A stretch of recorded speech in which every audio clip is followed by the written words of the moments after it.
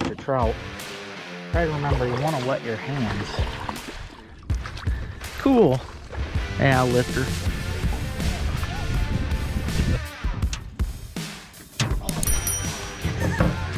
These two big guys here. Oh, huge perch, man. Oh.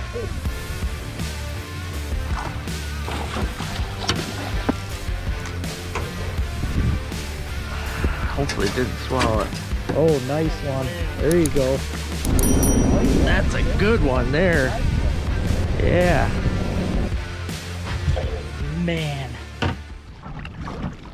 Hello everybody, welcome to another adventure at LT Outdoors. In this adventure, I show some tips and tricks on how to go about fishing a reservoir in the summertime. When the water gets real hot, the fish do change up habits just a tad, and I do talk about some special techniques you can do this time of year, things to look for. So hope you guys enjoy this, and I hope it helps you out on your next fishing adventure when you hit a watershed or reservoir, and let me know how you like it. Make sure you hit that subscribe button.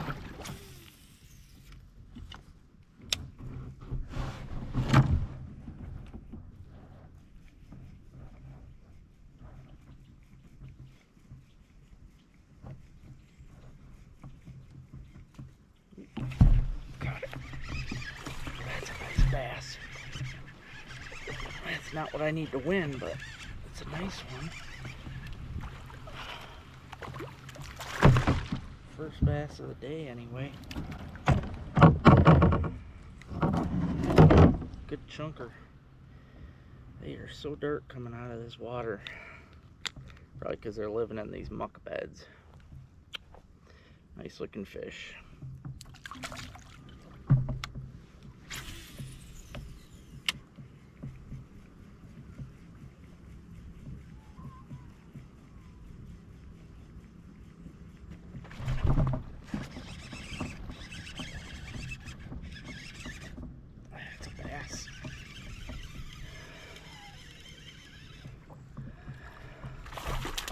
Another nice one, but not a tournament fish. God, that's a heavy fish though.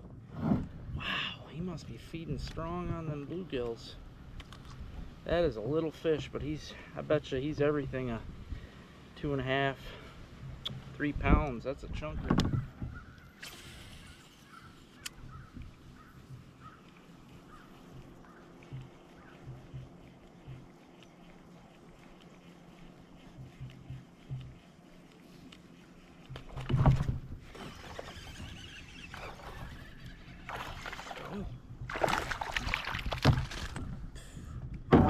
Good quality fish, but again, not what I'm looking for. Not a tournament fish. Beautiful though. I love the colors in here.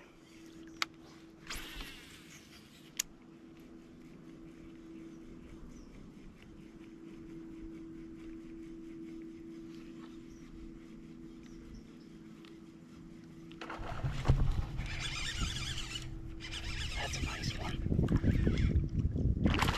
Nice bass, man.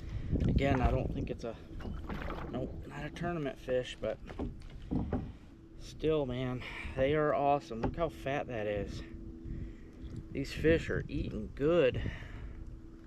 See, I'm actually heading up river right now. That is a little fish, but he is fat. Lips all tore from other people catching him too. They just rip them all to head. Heading up river because, you know, this is something I should probably mention. And, you know, I do a lot of research. Like I said, I don't know everything. I'll never ever say that I know everything. I'm just always trying to learn as much as possible. And I feel like that's what we should do as any kind of outdoorsman. But I've been researching bass a little more. Even though I feel like I know a lot about bass, I don't know everything. All right, where do they go in the summer, right? It varies a lot, you know. On the little lakes, sure, it's easy to find them. They're definitely under the pads and structure and shade and stuff on the little lakes, but I've been fishing reservoirs lately. You know, these are reservoirs, the impoundments of the Asabo River, and I was having a hard time finding the fish, and it didn't really cross my mind, so I looked online, and I'm like, hey, you know, where do they go in impoundments in the summer? Well, dummy me, they're looking for the cooler water, just like in a regular lake. They're going to try to find shade and stuff. However, in a reservoir, they can go upriver. They can go upriver and find, you know, coves and stuff to get upriver, and it'll be cooler. The further up they go, the cooler the water will be. So they go up as far as they want to get to that perfect temp water that they enjoy being in. So yeah, that's all it is. See, I'm going to head upriver more. I got to be careful. My dang paddle's cracked all around. It's about ready to break, so trying to be careful, but I'm gonna keep heading upriver and yeah, see if we can get into some big fish. So definitely want to win this tournament. I'm trying hard. Let's keep at it.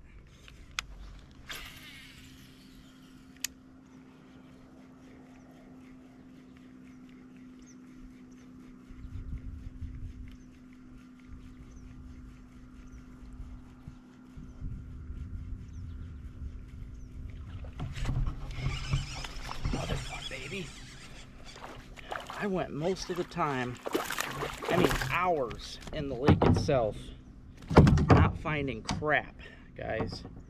And then I go up the river and I start finding them. That's the key. Once you find the key, baby, it is on.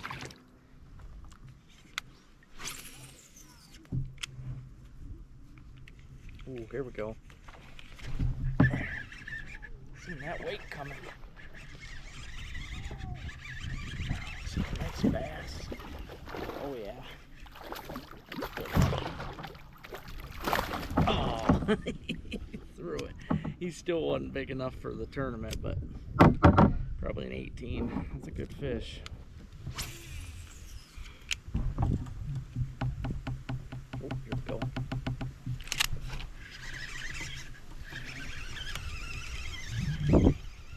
This small one. Still awesome though to pull them out of this stuff.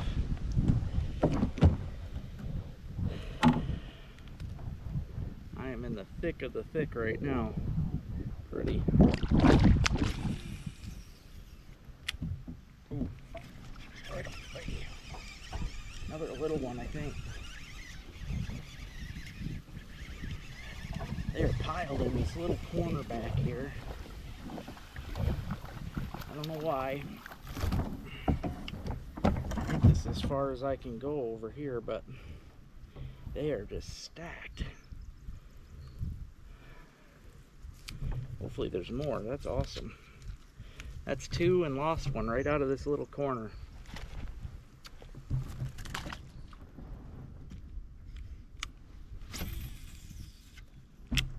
Here is another one. That's a big fish there.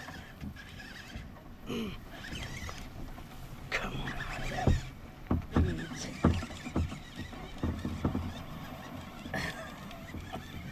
I hope he's still on there. That felt like a big one.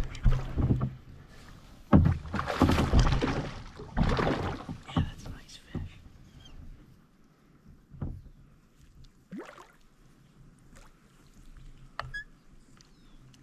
There we go. That's the biggest of the day right here. Check this out, guys. That's measurable. In that same little corner, too. So I've just caught all those bass out of one corner, including this tank. I might have to find a way to get further up. This is the dead end of the grass here, but man, he swallowed that frog. I'm gonna bet you he's probably gonna be 18, maybe 19 inches. That's a big fish. That's a big fish.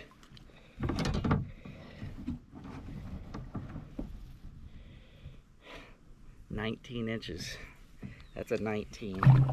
So not big enough for my tournament. I gotta beat 20, but that is a hog in anybody's book. I am gonna weigh it while we're right here. I might as well. I'm proud of that fish. I'm gonna bet he's almost 4 pounds if he's not. I'm gonna say like 310. Come on.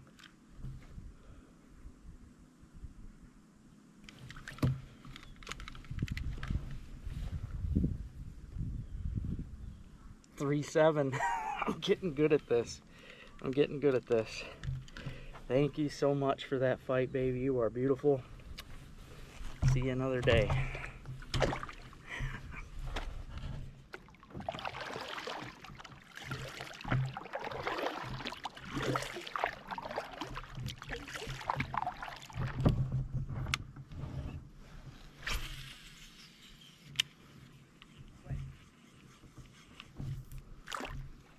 Here we go.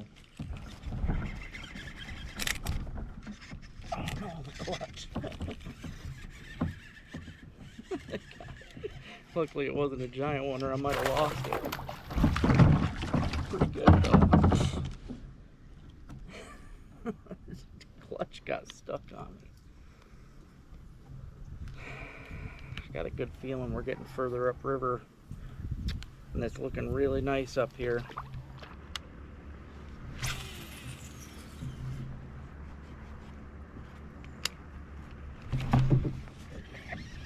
That's a big fish. That bass smoked it. Not as big as I'd hoped. And I'm spooking fish. He came off right here. Oh, they are in there.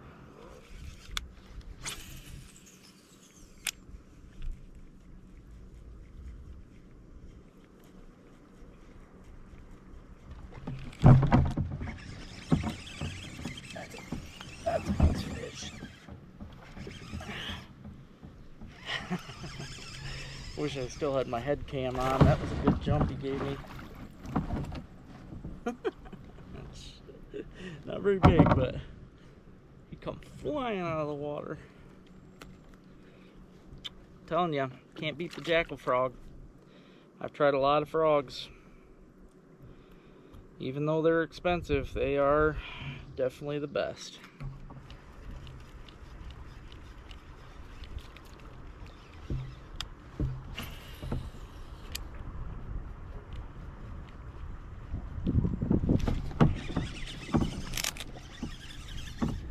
Keep my dang thumb off of there.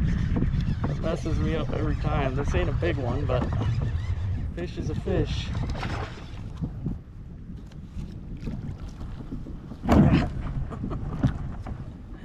Nice.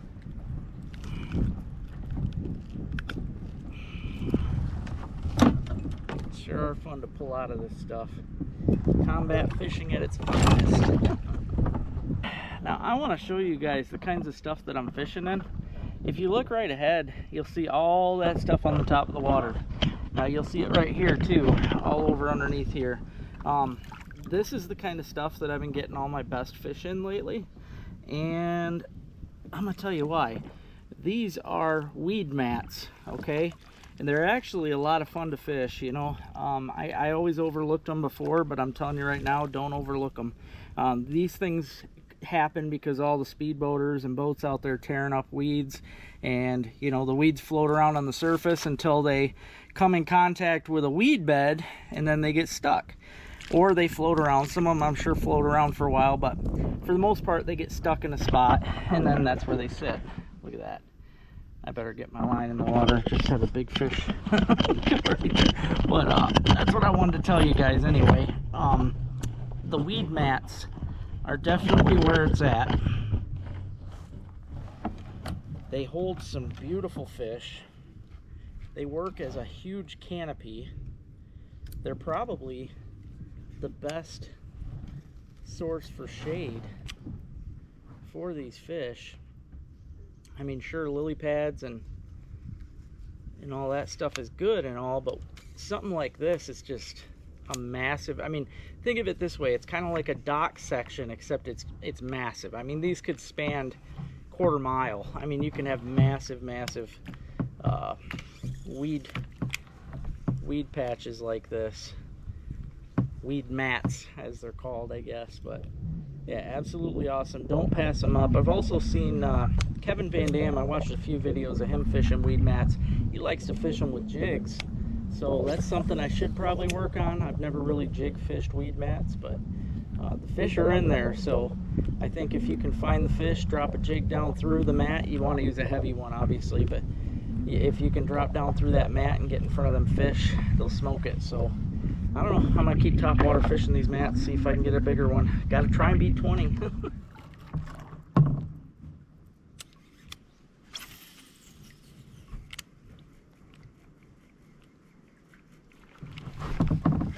That's a big fish. Nice bass. Oh, I just spooked one too. Dang it. I hate when I spook them. That's not a bad fish.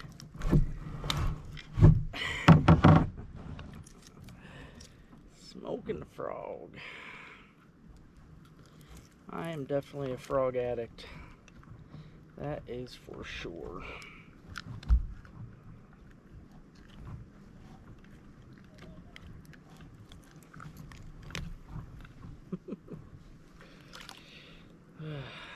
If you guys enjoy my panty pounders and pig pounders, you're not going to want to miss out, guys. I am having a closeout sale on my website. I'm trying to sell off all the old stock so I can make room for all the brand new ones that I'm bringing in. So all of the panty pounders and pig pounders right now are 50% off. That's right. I'm not making much on them, but I can get them in your hands for pretty dang cheap. The pig pounders right now are $1.50. Panty pounders are $1.25. Don't miss out on this deal. Get them while they last, because this will be the last of these ones right here and the other colors that go with these. But I also have my brand new ones on there right now. There are 20 new colors of this new plastic made by Brains Baits. It has a paddle tail, 3-inch worm, 1/4 inch BB. I mean, this thing is made up with the best of both worlds from Pig Pounder and Panty Pounder. So you can also get them now. Go to www.ltoutdoorslureco.com. Get yours today. Their winter coats are going off. Big shout out to my monthly patrons. Thank you guys so much for signing up to Patreon. Sign up today, guys. You can sign up for as low as $1 a month, and it helps out a whole lot. This season at LT Outdoors has been brought to you by Freedom Baits. Go to freedombaits.com and use discount code LT Outdoors. Gets you 10% off. Also, Widowmaker Lures. My favorite lures are on this website. Go to widowmakerlures.com, use discount code LT Outdoors. Gets you 10% off. Stone Tackle. Make sure you go to stonetackle.com and check out the awesome jig boxes. They've got boxes that'll hold all of your jigs in one box. And use discount code LT Outdoors, gets you 15% off. And Hizia.com. Check out Hizia for a great line of outdoor footwear. Use discount code LT15, gets you 15% off. And if you're looking to get LT Outdoor lures, you can visit these wonderful locations.